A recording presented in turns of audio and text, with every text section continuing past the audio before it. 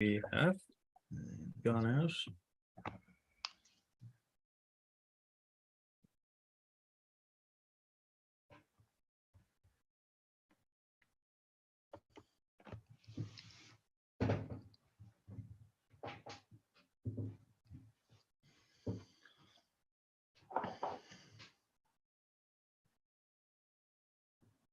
Where are you based, by the way, pal?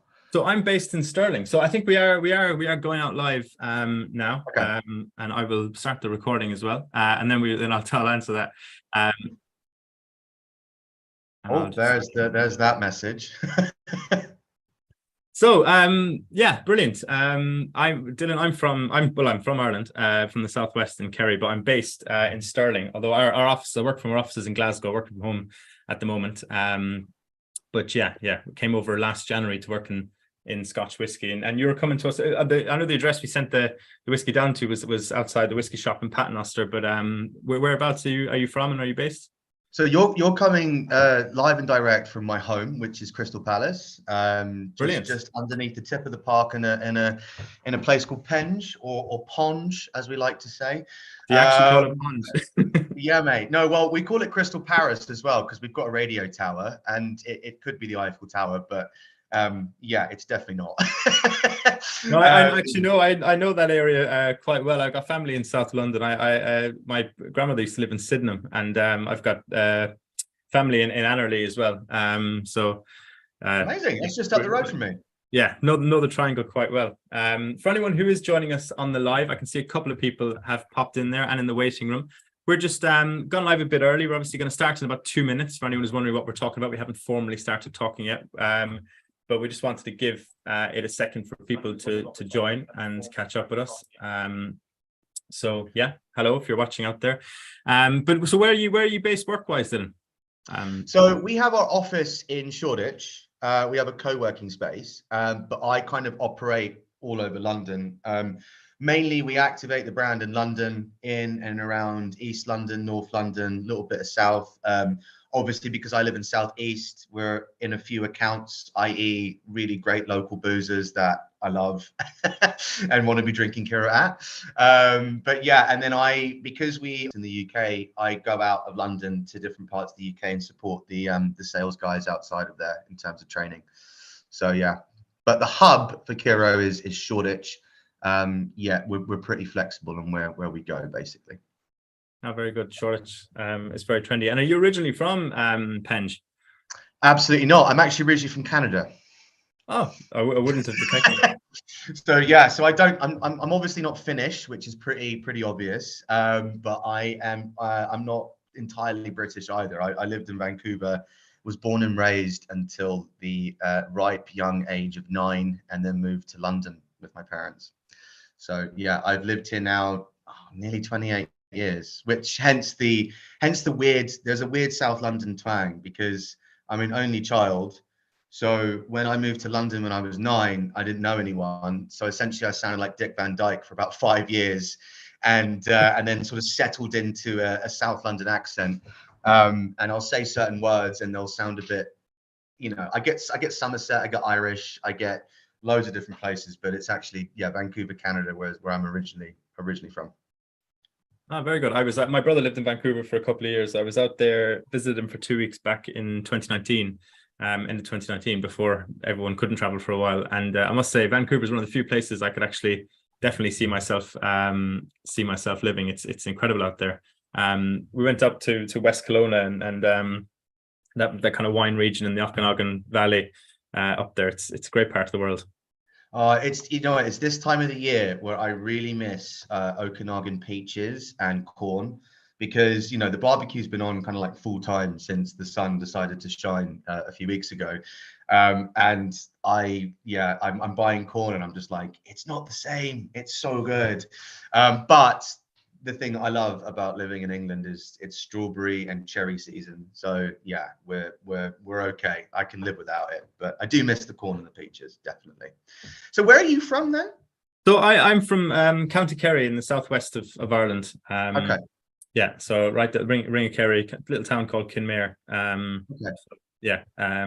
long way from Scotland or Vancouver, but beautiful part of the world. One of the kind of tourism capitals of Ireland is near the McGillicuddy Reeks, and which is the tallest mountain range in Ireland, and that. So it's a beautiful part of the world, and a massively budding whiskey industry there. I was actually back there in March, sadly for a funeral, but there's, I got to see one of the new distilleries that's opened outside of the town of Clarny, and it's really, really impressive. So it's kind of having at least historically not had one of the major, obviously Irish was going through a renaissance, but Kerry was never known as a spot, and now I think they're set to have at least 3 or 4 distilleries fully operating in the next couple of years. So it's quite exciting.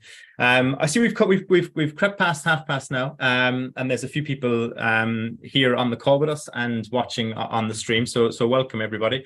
Myself and Dylan we're just catching up there while we got people to I suppose made sure you got all live and connected and could hear us.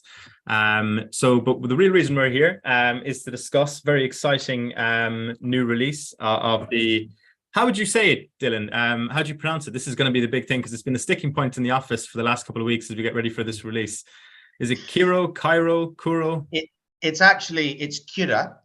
So there's Ura. So it's Kyra, which took me a couple of months to get right. Don't beat yourself up about it. Finnish is the second hardest language to learn in the world next to Arabic. So, honestly, it's absolutely fine. What I usually say in the UK is Kyro. The one word I try not to say and get people to try and steer away from is Kyro, because we're not from Egypt. And it's really pronounced Kyra, but Kyro is absolutely fine. Excellent.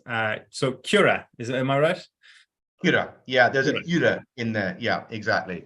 Kyra. And what does it actually translate as? So essentially, it's a place. It's 3 hours north of Helsinki in a town called Kyra, which is on all of our branding, and it's on the river Kyra. And so the brand is called Kyra because it's the town and the river, and we get all of our water from the glacier river of Kyro into the whiskey. And so it's a place. Excellent.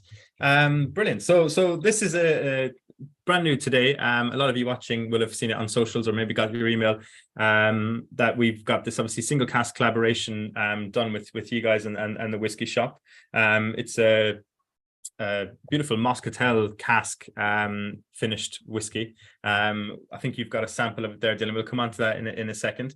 We'll also have the whiskey shop will also be stocking, as we were just discussing before we came live, the whiskey shop, the wood smoked rye in the next couple of weeks will be landing into all the whiskey shops in store, which is a first. It's available already on web. So both these new two events, I suppose the wood smoke rye going into the whiskey shop and this new single cask, which we expect to move quite quickly, coming out was good enough reason to get chatting, I suppose. In terms of the history of I suppose, do you want to start with yourself, Dylan, as to how you ended up working with the brand, and then maybe work that into the story of the brand itself? Absolutely. So I've been with the brand for just over a year now. I am the UK brand ambassador, and I predominantly work in London, looking after sales into restaurants and bars, and then doing all the training and education around the brand. Last year, I shared the brand ambassador duties with Mika, who's one of the founders. Since he's moved back to Helsinki, he's kind of passed the mantle of rye on to myself. And I came about the job, pretty much through a lot of people's stories. I used to work for a gin distillery. I needed a new adventure. And unfortunately, I caught the Omicron virus during the, 6th lockdown of 2022 or something. It was Christmas. I tested positive on my pre-flight PCR to Thailand 3 days before Christmas. And so I'm in my pants on Christmas Eve on LinkedIn. And I love rye. I've loved the brand for a long time, especially the gins. Knew of the whiskey and had sampled it a little bit through Milroy's. And they were looking for a partner manager to take the brand on and do tastings and trainings and sales, etc. And I had to apply. And a few months later, here I am. And a year and a half later, I'm still here and loving life. Marvelous. We actually had Mika on a very small tasting we did last year to celebrate the release of a different single cask that you did with us, which is up on the shelf behind me there. I don't know if you can see it. It was a Yeah, this was one done exclusively for the W Club there a couple of months before Christmas, and it was a very popular release. So Mika came on and did a quick tasting with those who had kind of purchased the bottle. So it was very cool. I think it's on YouTube if anyone wants to go check it out. But yeah, so he's moved back to Helsinki. So that's a big change for the brand. So in terms of the distillery itself, when did they start kind of distilling and getting into the game? Yeah, so we just celebrated our 10-year birthday last September. And the brand initially started by what I always describe as the pub in Finland, which is the sauna. So, for example, Luke, if me and you wanted to hang out, we would go to the pub, we'd have a pint.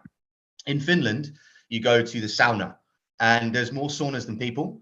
And you have a cold beer, glass of bubbly, you do the plunge pools, the sauna, and it's that community space.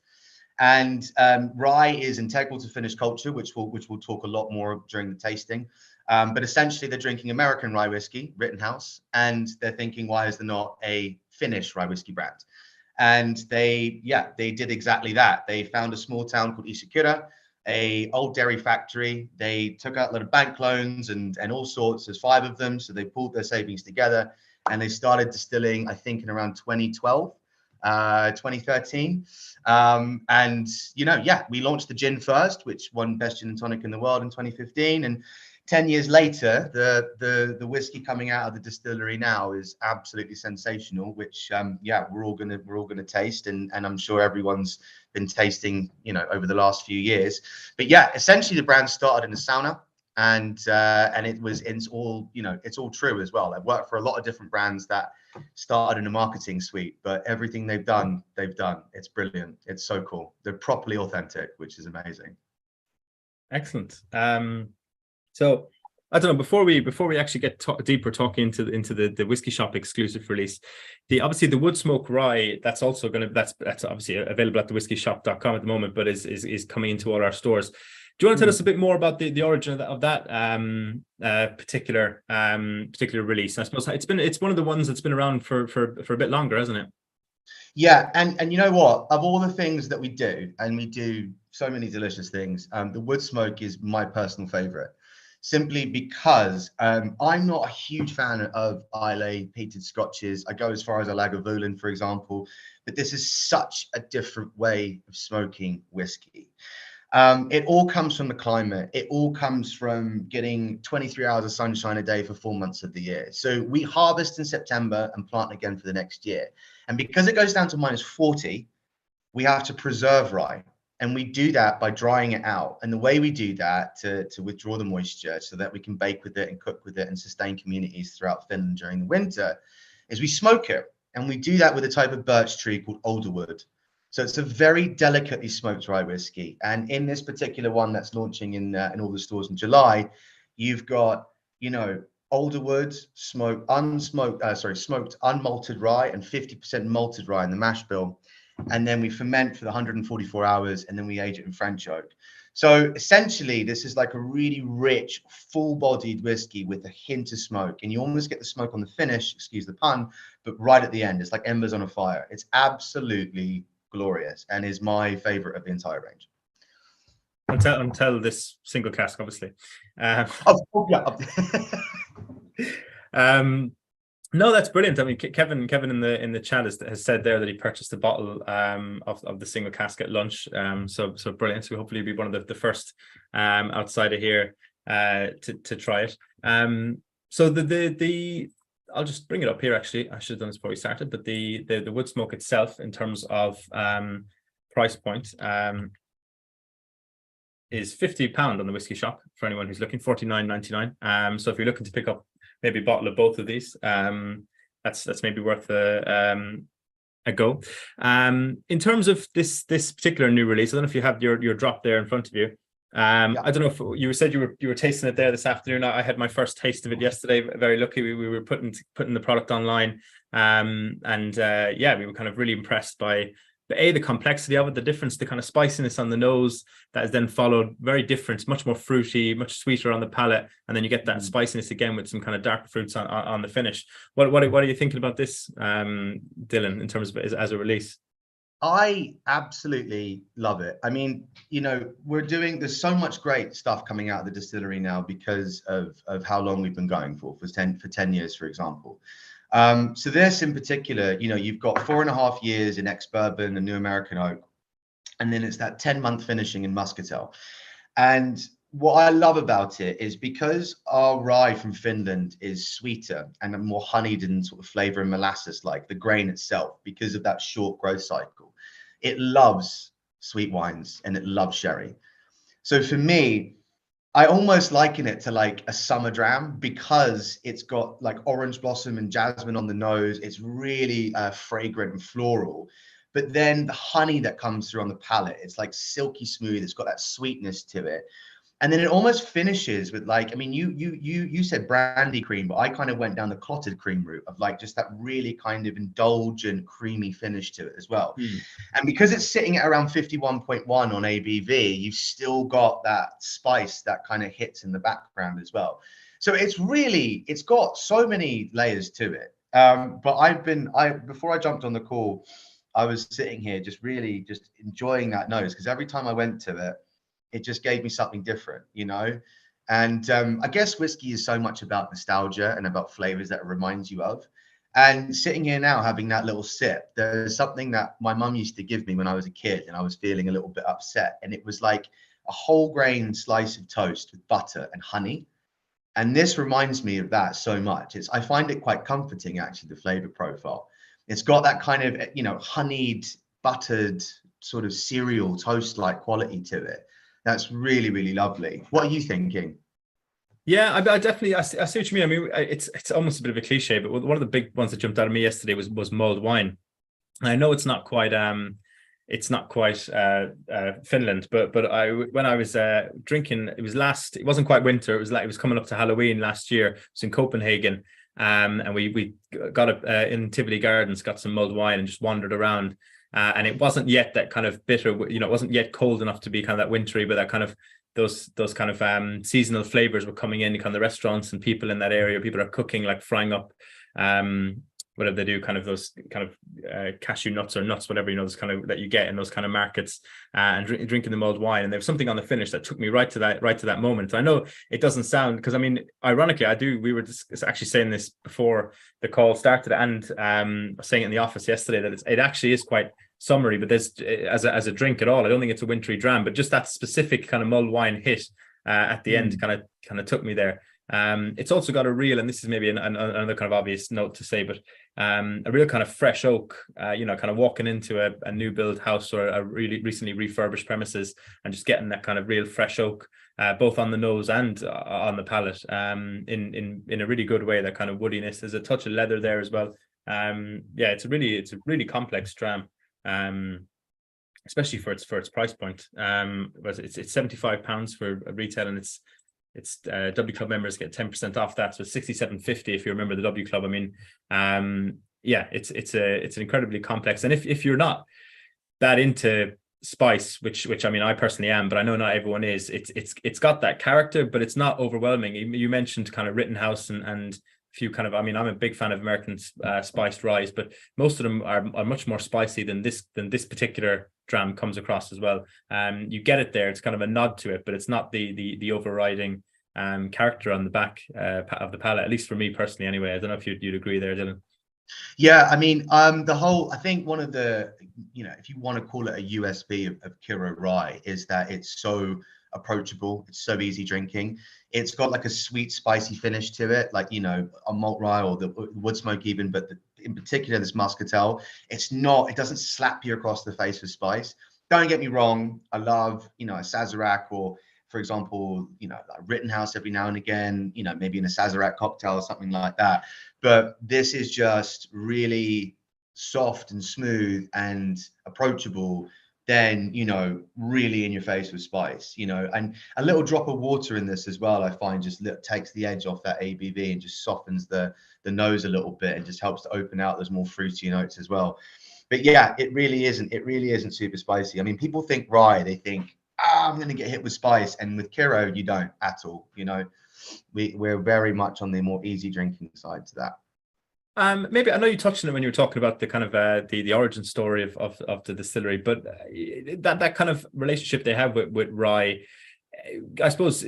Could you maybe delve more into that, into the kind of the, I presume, I mean, I know rye historically in Scotland and Ireland, even though it's not used as much in whiskey nowadays, was grown a lot. It's quite a versatile crop. It grows in a lot of kind of hostile environments, especially if you're in areas that are quite windy. It can kind of, it can hang on. Is that the case? Was it because they liked rye whiskies, or was it because they were into the idea that rye could grow? Where do they even source their rye from? I don't know. Is it even finished rye? So it's 100% whole grain finished rye. Rye is one of the only grains that can really be cultivated in Finland because of the climate of where it sits, and in the Arctic Circle. And I've been a massive fan of rye whiskies for a long time, but until I went to Finland and went into the supermarkets and went into the village of Kyro and around the where it's from, you really kind of understand how much that grain really binds people together. And my missus is a private chef, and we talk a lot about when you go to a country and you try their bread, it tells you a lot about people, because almost a bread can sustain a community throughout harsh winters or harsh climates, or kind of farming, etc. And it's rye bread is the national dish of Finland, which isn't that inventive, let's be honest. But genuinely, when you try the rye bread there, it's so different. It's not that little slim kind of sliced bread you get from an organic food shop, maybe German style if you want to call it that. But it's so different. And again, it comes back to the fact that you only get 4 months of the year, 23 hours of sunshine a day. So it almost like lies dormant for 8 months of the year, and then it gets a sun bath for 23 hours of sunshine a day. So it just sits there with like a pina colada soaking up the rays. And it is a beautiful grain. That's a nuttier and more complex and smaller grain than what you get from mainland Europe and American styles. And I think the reason why they did it, was the fact that that's what they have and that's what they wanted to showcase. So there's no barley and there's no corn in the mash bill, because you really don't. You can get those grains, but rye is what binds communities together in Finland, and it's so integral to Finnish culture. So creating anything but a rye whiskey did not come into the conversation. And when Calais, one of the founders, started to play around with it, and he would have to ring up guys in Kentucky and Tennessee, and they were like, "Well, you got to put some barley in the mash bill to kickstart the fermentation," and they didn't want to do that. So they really had to develop what I would call hillbilly ways of working with it. And that's why we've got the longer fermentation. That's why we do the double copper pot distilling, because we want to take that robust flavor and just really amp up those flavors, because it's such a flavorful grain already. You want to treat it with the most amount of care, and they did. And I've been to the distillery, and the consideration they put into distilling the rye is second to none. It's incredible. But why rye? Because it's absolutely vital to sustaining communities in Finland. And it's quite a hardcore grain. I mean, it's got tough husks. It's famously difficult for mash bills to deal with. How do they manage that side of things? Yeah, so it doesn't want to ferment. I mean, I remember working on the beer mile at the London Distillery Company, and doing a crate. We were trying to do a poutine with like rye and millet and some other stuff, and like the brewers were just like, "Dude, rye," and they were trying to mash it out, and it's sticky, and it's awful. So essentially, what they do is they get the rye. Pretty much most of the farms around East Kira now in that part of Finland supply Kyro distillery. Rotational crops. They're starting to practice regenerative farming, so they've got diverse crops happening. But you got one shot. You harvest in September, you plant again for the next year. We malt the rye, and then when it hits the mash tun, they've kind of built this, like, almost looks like the back of a Hoover of some sort, like a mechanism that coats the rye in water before it hits the mash tun. So again, trying to get it to stop it sticking. And once they pump in the hot water to, the starch to add before they add the yeast and kickstart the fermentation, they add in this jug of like organic vegetable oil, again, to stop it sticking. So they've had to develop all these little ways of doing it, so that when it eventually gets to the mash tuns and they add the Belgian whiskey yeast to ferment the rye, it's gone through these little tiny things to stop it from sticking, to get it to ferment, to get it to do that, because we don't have any barley to kickstart the fermentation. And then once it's there, we're fermenting for just under a week. So essentially we're brewing this badass rye beer for 144 hours, which is a really long fermentation time in the whiskey world. Most Scotch whiskies will be 48 hours, maybe 72 max, but we go for 144. And that's simply to just really build on those flavors and get as much out of that rye as possible. So it's really a very intricate process that's just been created with love for this grain over many years. You know, it's really cool. No, it definitely sounds it. And along the kind of same lines, I suppose, in terms of, obviously here, there was a kind of a rye-based whiskey that came out in Scotland recently, the kind of the Rye Law Finchaderney, and they kind of modeled themselves off of the American rye in terms of the mash bill and how they produced it.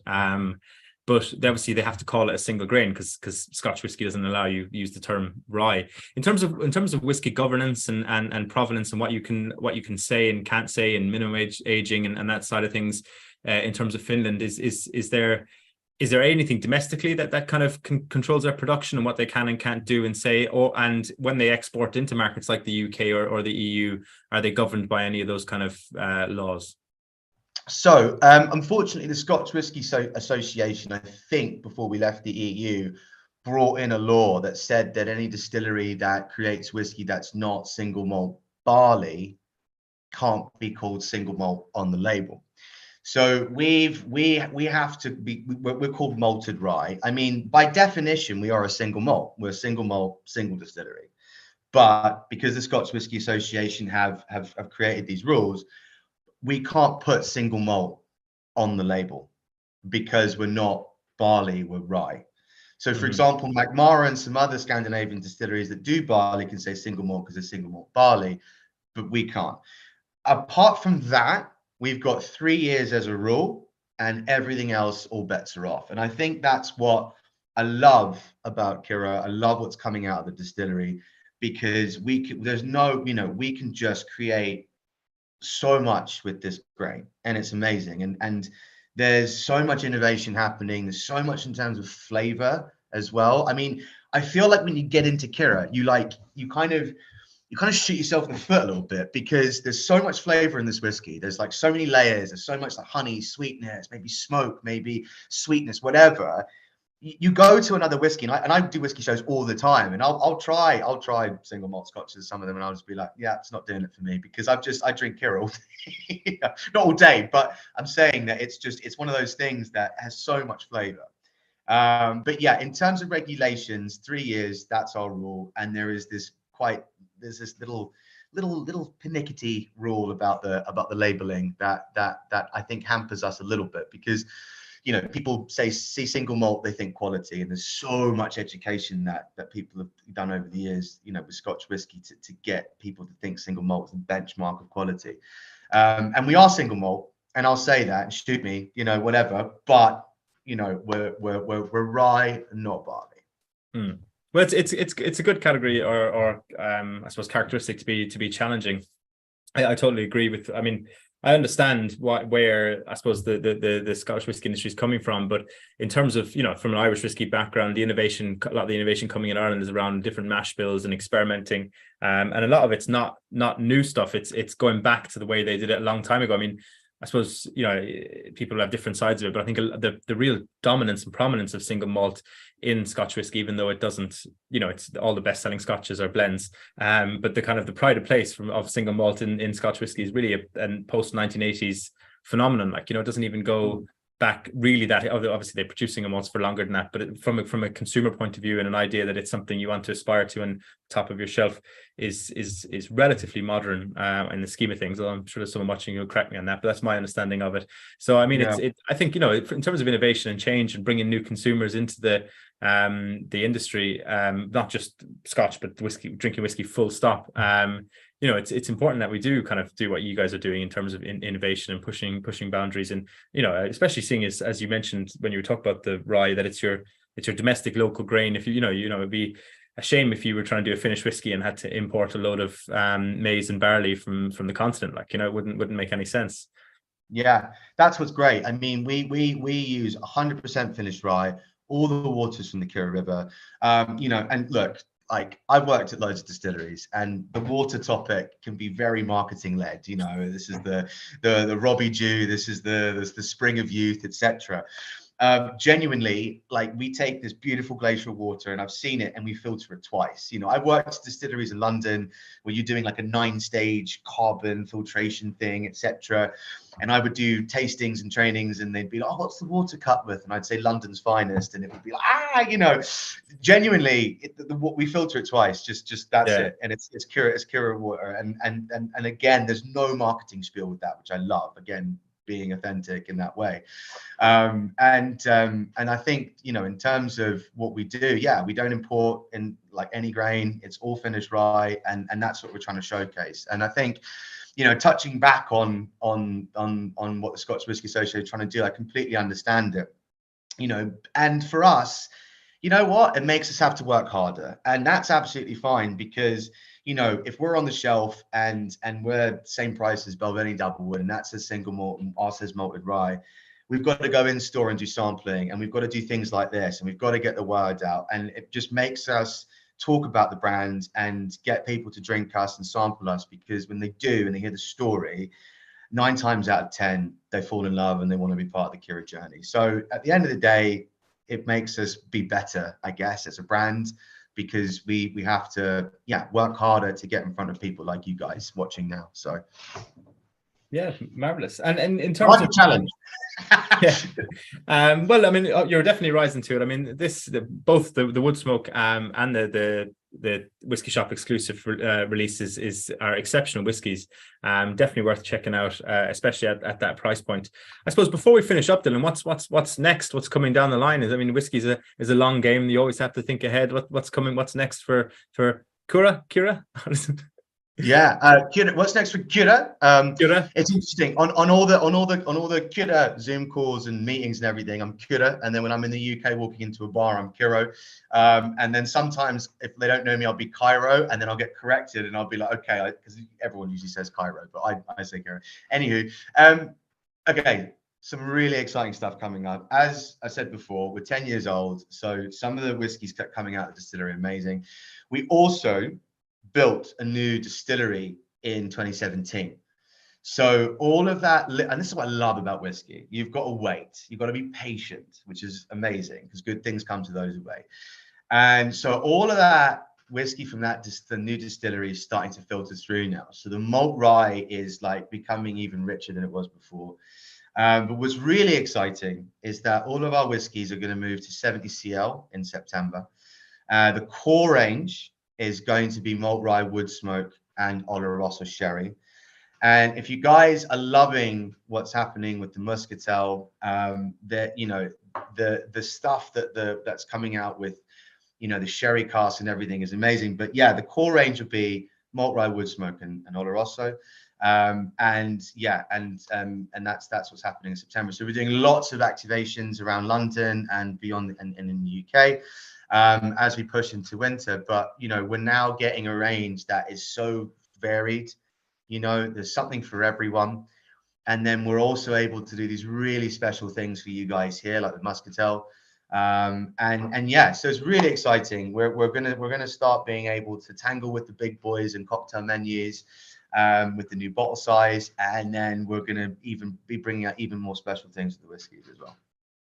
No, it's very exciting, and I believe most, if not all, of that will be coming to the Whiskey Shop, based off the kind of the extended partnership that we've done with you guys in at the moment, and will be rolling out across the Whiskey Shop in the coming weeks. So keep an eye either at whiskyshop.com or in your local whiskey shop outlet for the Woodsmoke malt, and for the Whiskey Shop exclusive single cask Muscatel 51.1%. Definitely worth checking out. Martin in the chat, this and nab the bottle just now. Looking forward to the options to come. So brilliant. Thanks, Martin. Dylan, I think it's probably a good place to leave it. Thank you for your time. It's been really informative, and I hope everyone either who joined us live or is watching back enjoyed that bit of a chat and learning more about it's really exciting Finnish brand. So brilliant. Anything you wanted to add before we finish up, Dylan?